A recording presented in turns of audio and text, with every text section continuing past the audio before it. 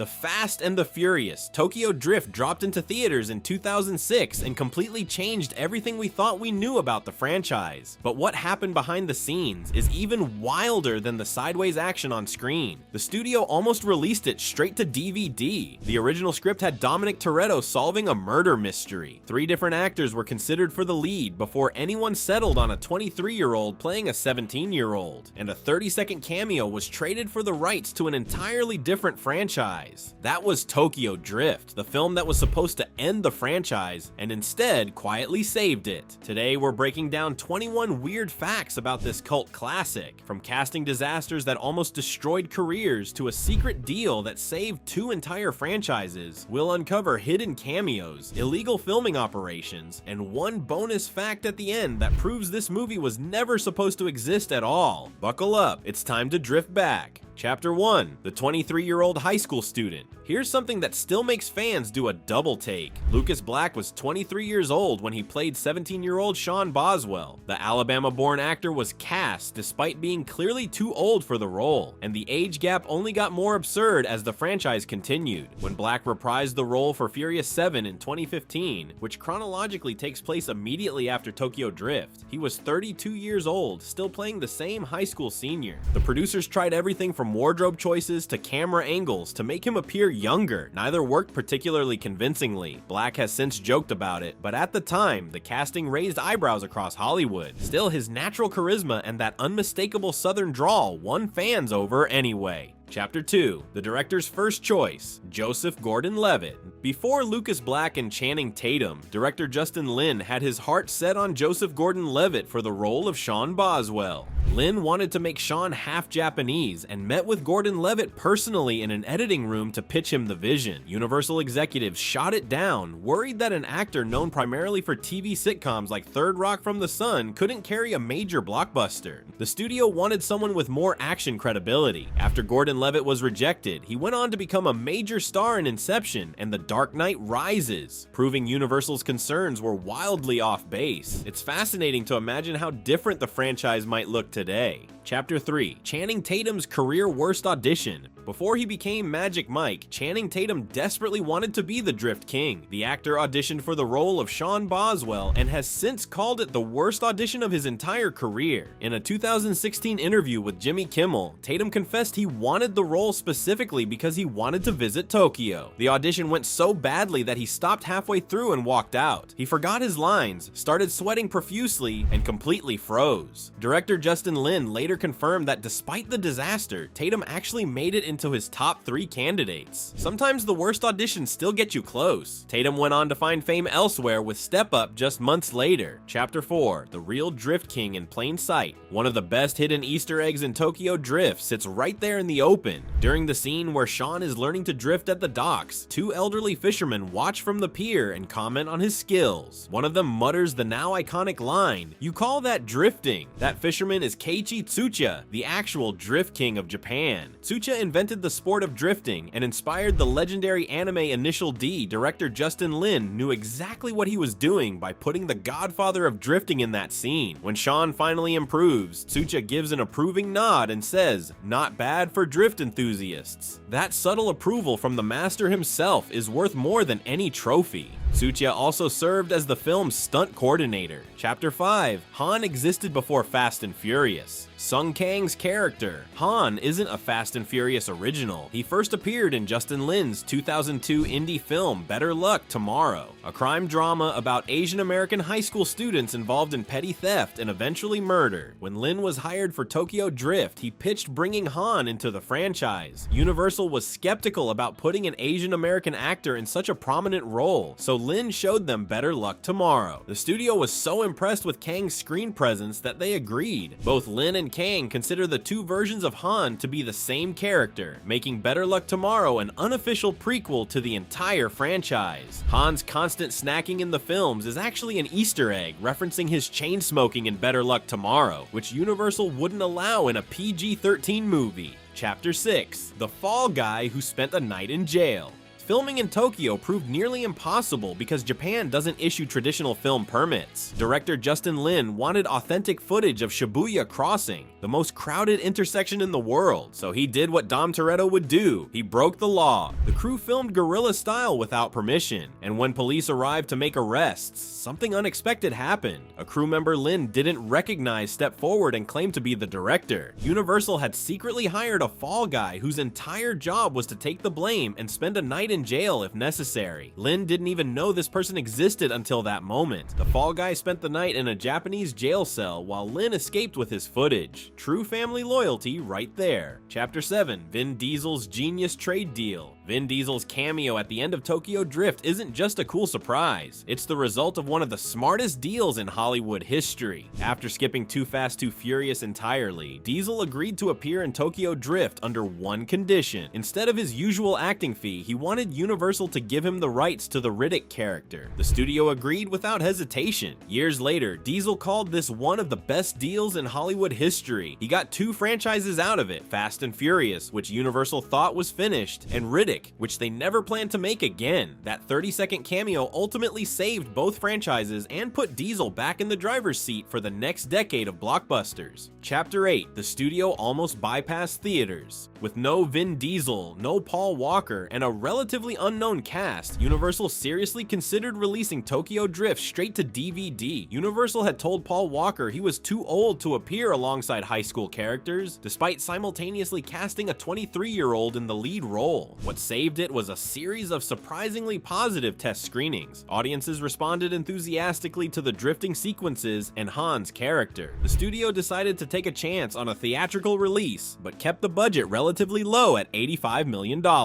Even then, Tokyo Drift became the lowest grossing film in the franchise, making only $159 million worldwide. It took years for audiences to recognize it as the secret gem that revitalized everything that came after. Chapter 9, the original script had Dom solving a murder. The Tokyo Drift we know almost never happened. Writer Chris Morgan's original pitch was radically different. In the first script treatment, Dominic Toretto was the main character, traveling to Tokyo to learn drifting while simultaneously solving a murder mystery. Universal rejected this idea because they wanted a younger cast to attract teenage audiences. They specifically demanded a high school setting, which is why we got Shawn Boswell instead. The murder subplot was scrapped entirely in favor of the Yakuza conflict. Looking back, it's almost impossible to imagine Dom as a student of drifting rather than the all-knowing patriarch he'd become. Sometimes studio interference actually improves a film. Chapter 10, the Mustang's Japanese Heart.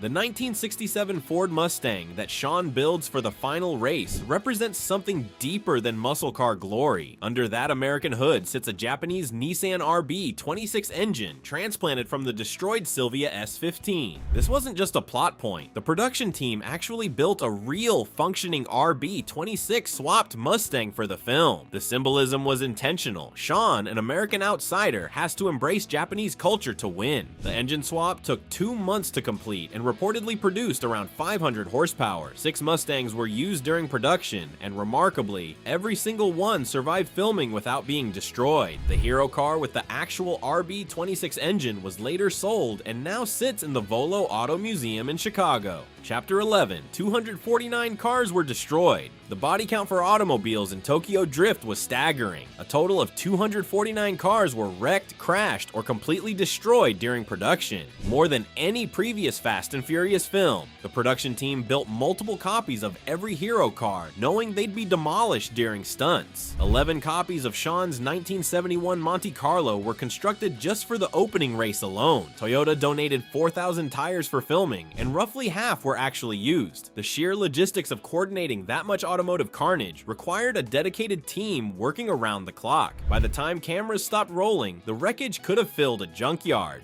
Chapter 12. Han's RX-7 was already famous. Han's iconic orange and black Mazda RX-7 with the Veilside Fortune body kit wasn't built for the movie. It was already a celebrity. Veilside originally created the car for the 2005 Tokyo Auto Salon, where it won the Grand Prix award as the best vehicle in the entire show. Universal spotted it during location scouting and immediately bought it. The original color was dark red, but the studio repainted it House of Color Sunset Pearl Orange for filming. 9 RX-7s were used during production, but only 2 survived. In July 2025, one of those surviving hero cars sold at auction for $1.2 million, making it one of the most expensive Mazdas ever sold. Its value has only grown as Tokyo Drift transformed from box office disappointment to cult classic. Chapter 13, the Hulk van required Marvel's permission. Twinkie's ridiculous Hulk-themed Volkswagen van wasn't just a random design choice. Director Justin Lin was a massive fan of the old Incredible Hulk television series, specifically an episode where the Hulk bursts out of a vehicle. Universal had to negotiate directly with Marvel for licensing rights. This was 2006, before Disney owned Marvel and before the MCU existed. The collaboration turned what could have been a lawsuit into an officially sanctioned Marvel reference. Those fist and foot dents punching through the van's doors were custom panels specifically approved by Marvel. The actual van used in filming now sits on permanent display at Universal Studios Orlando, right next to the Incredible Hulk roller coaster. The purple fuzzy interior reportedly remains intact. Chapter 14, Justin Lin refused to make a racist movie. When Justin Lin first read the Tokyo Drift script, he nearly walked away. The original screenplay was filled with what Lin called cliched, out-of-context Asian imagery, including temples, Buddhas, and racist jokes. Lin told the studio the script was offensive and outdated. To his surprise, Universal told him to change whatever he wanted. Lin removed the stereotypical elements and insisted on creating authentic Asian characters rather than caricatures. He brought in Sung Kang as Han specifically because he wanted an Asian actor who could be the cool guy in a major Hollywood blockbuster. Lin's refusal to compromise transformed Tokyo Drift from potential embarrassment into a film that actually celebrated Japanese car culture with respect. Chapter 15, the Teriyaki Boys song was produced by Pharrell.